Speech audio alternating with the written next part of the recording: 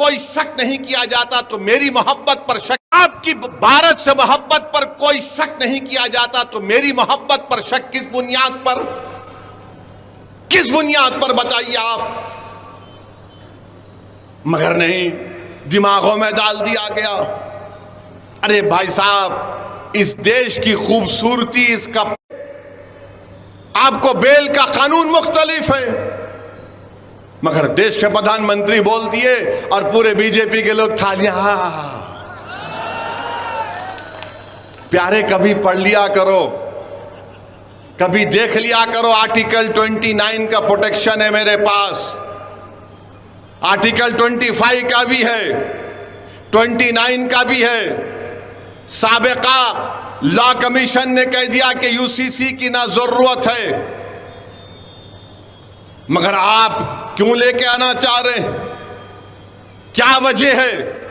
क्योंकि भारत के प्रधानमंत्री देश के प्लुरलिज्म और सेकुलरिज्म से वो नहीं मानते।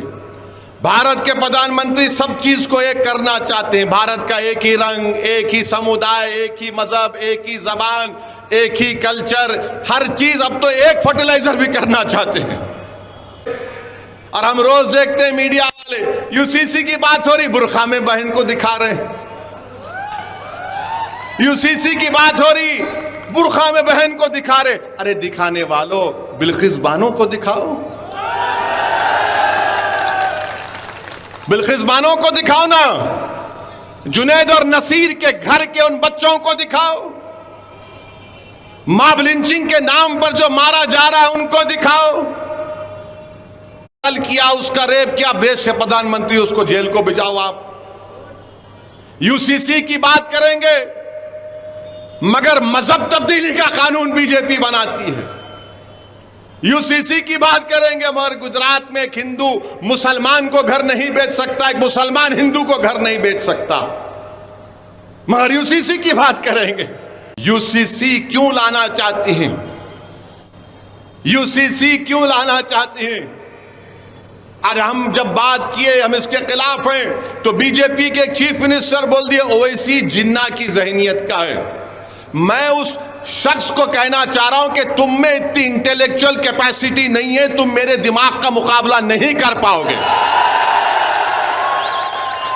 तुमको बचपने से सिर्फ 3 चीजें डाली गई। क्या डाली गई? दाढ़ी वाला दिखा जिना, या मुगल, या हिजाब, बस। चौथा तुमको आता ही नहीं है।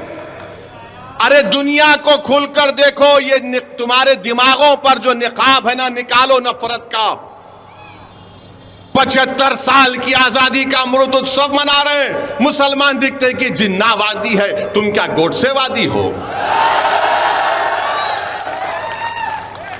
हम पूछ रहे हैं, सवालात उठा रहे हैं। यूनिफॉर्म सिविल की यकसा सिविल कोड की बात करती है।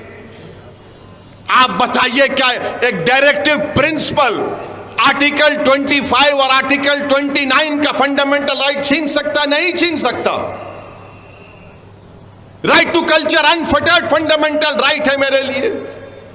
यकीनन मैं मुसलमान हूं और भारत का नागरिक हूं। जिस तरह नरेंद्र मोदी हिंदू है और भारत के नागरिक है, मैं भी मुसलमान हूं और भारत का नागरिक हूं। जिस तरह उनको फख्र है अपने भारतीय होने का, मुझे भी फख्र है। सुनिए सुनिए सुनिए सुनिए, बात आपको सुनना जरूरी है। अगर कोई हमारा हिंदू भाई मंदिर को जाता है तो मैं मस्जिद को जाता हूं।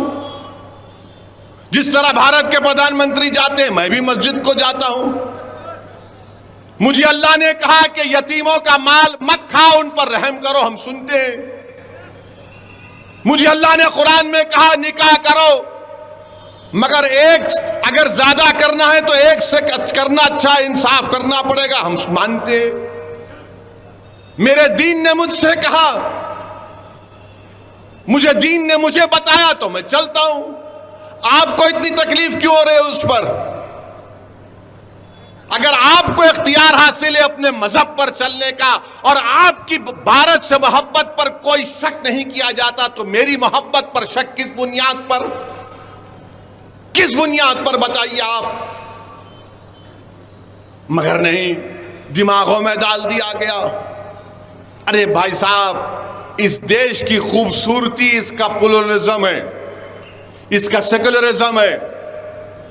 अब देश के प्रधानमंत्री, एक घर में दो कानून, कैसे प्रधानमंत्री, हर रियासत का, स्टेट का सीआरपीसी अलग है। आपको पता है? नहीं मालूम मुझे। सीआरपीसी अलग है, अलग कानून है। बाज स्टेट में आपको बेल का कानून मुख्तलिफ है, मगर देश के प्रधानमंत्री बोल दिए और पूरे बीजेपी के लोग थालियां। प्यारे, कभी पढ़ लिया करो, कभी देख लिया करो। आर्टिकल 29 का प्रोटेक्शन है मेरे पास।